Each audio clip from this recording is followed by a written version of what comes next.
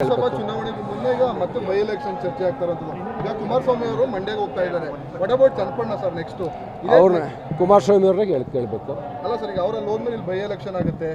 ನೀವು ಕೂಡ ರಾಜ್ಯ ರಾಜಕಾರಣದಲ್ಲಿ ಇರಬೇಕು ಅಂತ ಉಳ್ಕೊಂಡವರು. ನಾನು ಇದ್ದೀನಲ್ಲ, ನಾನು ಇನ್ನೂ MLC ಇದ್ದೀನಿ, ಇರ್ತೀನಿ. ಕುಮಾರಸ್ವಾಮಿ ಅವ್ರ ತೀರ್ಮಾನ ಏನು ತೀರ್ಮಾನ ಮಾಡ್ತಾರೆ ಗೊತ್ತಿಲ್ಲ. ಏನೇನಾಗುತ್ತೋ ನಮ್ಮ ವರಿಷ್ಠರು ಏನು ತೀರ್ಮಾನ ಮಾಡ್ತಾರೋ. ನಮ್ಮದು NDA ಪಾರ್ಟ್ನರ್ಸು ಇಬ್ಬರು ಕುಂತು ಚರ್ಚೆ ಮಾಡಬೇಕು.